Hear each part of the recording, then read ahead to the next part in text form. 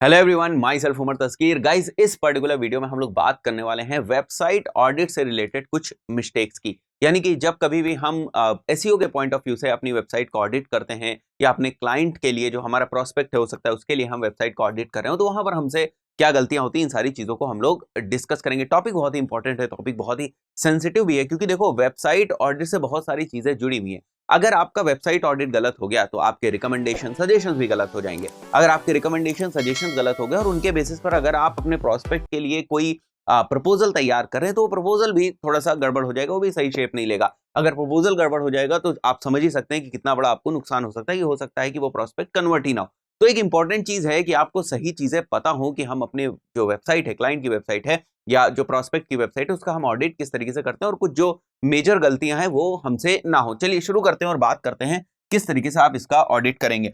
तो जो पहली चीज है वो ये है, treat every page different. You have to do the audit to each and every page. You have to basically do the audit of each and every page, identify your most important pages and start from there. पूरी website का एक साथ audit नहीं करना है हमें देखना है कि उस वेबसाइट के ऊपर कौन से पेजेस इंपॉर्टेंट है, एसईओ के पॉइंट ऑफ व्यू से कौन से पेजेस इंपॉर्टेंट है, यानी किन पेजेस के ऊपर हम स्टार्टिंग में काम करना शुरू करेंगे। राइट, जो हमारे कमर्शियल पेजेस हो सकते हैं, ऐसे पेजेस जो वैल्यू ऐड करते हैं, या ऐसे पेजेस जहां पर ट्रैफिक आएगा तो कन्वर्जन होगा, या जो हमारा क्लाइंट है, प्रोस्पेक्ट है, उसको बिजनेस मिलेगा। तो हम उन पेजेस से जो है शुरुआत करते हैं, या हम कहें हम उन पेजेस से शुरुआत करते हैं जिन पेजेस के ऊपर हमें जो स्टार्टिंग में जो कीवर्ड्स हमें लेने हैं वो उन पेजेस के लिए हमें लेने हैं। मेजरली हमें जो ट्रैफिक लाना है उन पेजेस के ऊपर लाना है, तो हम स्टार्ट वहां से करते हैं। बहुत सारी चीजें जो है वो हम वेबसाइट के लेवल पर भी करते हैं, जैसे सिक्योरिटी से रिलेटेड जो ऑडिट्स वगैरह हैं वो हमारे वेबसाइट के लिए भी होंगे, यानी डोमेन लेवल पे भी होंगे। बट अगर हम कीवर्ड्स, ऑन पेज और ऑफ पेज, जो बैकलिंक प्रोफाइल, इन सारी चीजों का भी हम ऑडिट पैरेलली कर रहे हैं, इन दैट केस हमें पेज वाइज स्टार्ट करना पड़ेगा। राइट, तो ये एक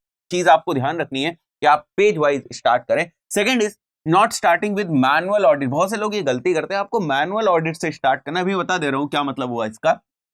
दे always straight away jump to tools. ठीक है, आपके पास ऑडिट के बहुत सारे टूल्स होते हैं, फ्री भी होते हैं, पेड भी होते हैं। तो आप डायरेक्टली उन टूल्स के ऊपर चले जाते हो, वहां पर आप डोमेन एंटर करते हो और पेज का यूआरएल एंटर करते हो और वहां से फिर आप ऑडिट स्टार्ट करते हो। ये बहुत ही बड़ी गलती है। शुरुआत में आप कोशिश करो कि आप मैनुअल ऑडिट करो। मैनुअल ऑडिट का मतलब ये होता है कि एक बार आप वेबसाइट को देखो, एक बार ह्यूमन आई से आपको वेबसाइट को देखना पड़ेगा। हमेशा ऐसा नहीं होता है कि आप रोबोट आई से ही जो है वेबसाइट को देखो, रोबोट्स के थ्रू ही वेबसाइट को स्कैन कराओ और वहां से ऑडिट कराओ। कई बार ऐसा भी होगा कि आपको खुद वेबसाइट को देखना है, बल्कि हर बार आपको ये चाहिए कि आपको वेबसाइट को देखना चाहिए। आपको देखना चाहिए उसका इंटरफेस किस तरीके से वेबसाइट का दिख रहा है, वहां पर टेक्स्ट बहुत ज्यादा छोटे तो नहीं है, एक ह्यूमन उनको प्रॉपर्ली रीड कर पाएगा नहीं कर पाएगा। मैनुअली आपको जो है ब्राउजर की विंडो को छोटा बड़ा करके भी चेक करना है कि कोई ऐसी चीज तो नहीं है जो रिस्पॉन्सिव ना हो। ठीक है, वेबसाइट या वेब पेज जो है हमारा वो रिस्पॉन्सिव ना हो। जितने भी लिंक्स लगे हैं, सोशल मीडिया लिंक्स जो है वो सही जगह पे जा रहे हैं या नहीं जा रहे हैं। ऐसा तो नहीं है कि पता चला कि फेसबुक का जो आइकॉन लगा हुआ है उस पर लिंक तो फेसबुक का लगा हुआ है लेकिन वो जा कहीं और रहा है। ठीक है, facebook.com पे जा रहा है बल्कि उनके पेज के ऊपर नहीं जा रहा है, आपके क्लाइंट के या प्रोस्पेक्ट के पेज के ऊपर नहीं जा रहा है। ये ऐसी बहुत सारी छोटी बड़ी गलतियां होती हैं जो जनरली हो जाती है। डेवलपर्स वेबसाइट बनाते हुए इतना उस चीज को स्टार्टिंग में ध्यान नहीं रखते।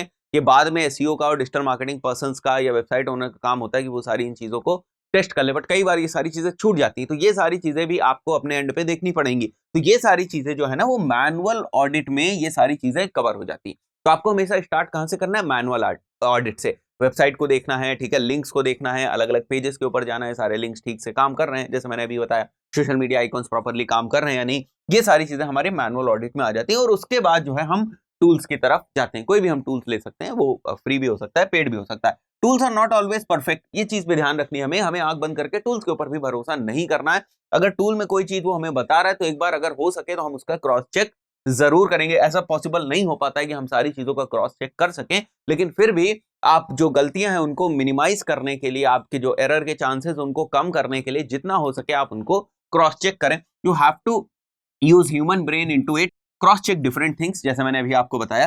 क्रिएट सेपरेट रिपोर्ट्स, अब ये बहुत इंपॉर्टेंट चीज है और ये आपका जो ऑडिट है उसकी रिपोर्ट को बहुत ही ऑर्गेनाइज्ड कर देती है। जैसे बैकलिंक्स की अगर आप ऑडिट कर रहे हैं, ठीक है, बैकलिंक्स का अगर आप ऑडिट कर रहे हैं किसी भी वेबसाइट का, किसी वेब पेज का, तो बैकलिंक की प्रोफाइल अलग बना दी है। एक्सेल शीट में आप बैकलिंक्स के जो रिपोर्ट है वो आप अलग बनाइए। इंडेक्सिबिलिटी की जो रिपोर्ट है वो आप अलग बनाइए। ठीक है, ऑन पेज की जो रिपोर्ट है, ऑन पेज की जो फैक्टर्स, आपने बहुत सारे फैक्टर्स को ऑडिट किया, उसकी रिपोर्ट आप अलग बनाइए। किन कीवर्ड्स के ऊपर कौन सा पेज रैंक कर रहा है, जैसे हमारे कुछ प्राइमरी कीवर्ड्स हैं, हर पेज के लिए कुछ प्राइमरी कीवर्ड्स है, तो उन कीवर्ड्स के ऊपर जो पेज है वो किस पोजीशन पे रैंक कर रहा है, यानी कीवर्ड और रैंकिंग से रिलेटेड जो रिपोर्ट है उसको आप अलग बनाइए, ठीक है। तो ये सबको एक साथ मिक्स नहीं करना है, आप अलग अलग रखेंगे, ठीक है। एक एक्सेल शीट, एक एक्सेल फाइल में आप अलग अलग शीट्स बना के प्रॉपर उसका हेडिंग वगैरह देखें, अगर आप इसको रखेंगे तो ये ज्यादा आपके लिए अच्छा होगा और आपको भी ठीक लगेगा। और जब कभी भी आप इसको फॉरवर्ड करेंगे, क्लाइंट वगैरह को फॉरवर्ड करेंगे या प्रोस्पेक्ट को फॉरवर्ड करेंगे, तो इस पॉइंट ऑफ व्यू से भी ये ठीक रहेगा। तो ये भी बहुत सारे लोग गलती करते हैं कि एक ही चीज में सारी चीज कर देते हैं, ये हमें नहीं करना है।